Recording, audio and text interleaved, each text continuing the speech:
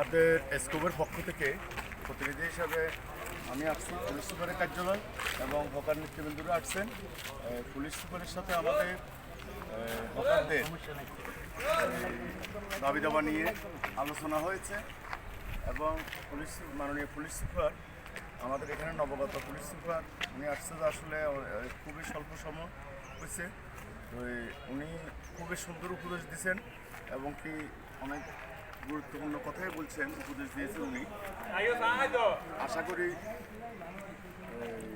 আমাদের মাননীয় জেলা প্রশাসনের সাথে আমরা কথা বলে যদি এখান থেকে যদি একটা কমিটি করা যায় হকারদেরকে কীভাবে পুনর্বাসন করা যায় এবং কি যদি আমাদেরকে ওনারা বলেছেন আমরা কিছু জায়গা সিলেক্ট করার জন্য বিকল্প ব্যবস্থা, বিকল্প ব্যবস্থায় কীভাবে কী করতে পারি, তখন জায়গাগুলো সিলেক্ট করে মানে হকার্সদের চয়েসফুল মোতাবেক কোথাও জায়গা খালি আছে আমরা কয়েকটা প্রস্তাবে দিব।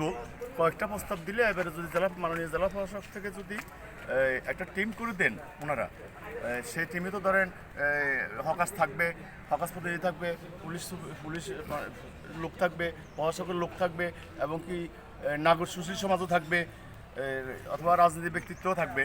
তো থাকলে তো সবাই কিন্তু হকারদের পক্ষে, হকারদের বিপক্ষে তো আর কেউ নেই, কারণ তারাই তো এই বাংলাদেশের মানুষ।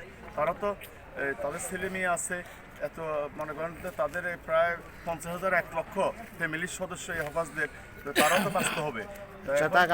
আপনি কি হকার্স ইউনিয়নের আহ্বায়ক কামাল মাস্টার, আপনারা কি এই যে জেলা পুলিশ সুপার সাহেবের সাথে আলোচনা করে সন্তুষ্ট হয়েছেন নাকি, না কি মনে করেন আপনারা? আসলে সন্তুষ্ট বলতে যারা পেটের ক্ষুধা নিয়ে আসছে তাদের ক্ষুধা নিবারণ হয়নি। আমরা বলছিলাম যে ছোটো পরিসরে বসার জন্য, এটাতে প্রশাসন রাজি না। এই কারণে আসলে মানে দুঃখ প্রকাশ করতেছি। আর আমার এই ভাইয়েরা এখনও রুজির জন্য যে ব্যবস্থার জন্য আমরা আন্দোলন করতেছি এটা এখনও হচ্ছে না। প্রশাসন এটাকে অনুমতি দিচ্ছেন না, প্রশাসন তো আশ্বস্ত করেছেন আপনাদেরকে সহযোগিতা করবেন এবং লিবারেল দেখবেন, এরকম ধরনের তো কথা বলছেন উনি। দেখবে, ঠিক আছে। প্রশাসন এসপি মহোদয় অত্যন্ত আন্তরিক এবং আমাদের সার্কেল মহোদয় আন্তরিক।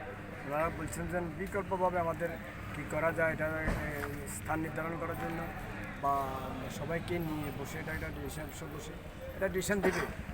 মানবিক আচরণ করেছেন, এই তো এটার জন্য অত্যন্ত ধন্যবাদ জানাচ্ছি প্রশাসনকে।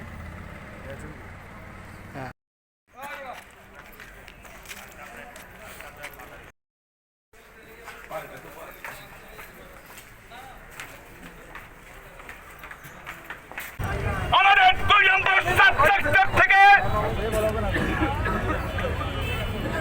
তখন মুক্তিযুদ্ধ সাব সেক্টর কমান্ডার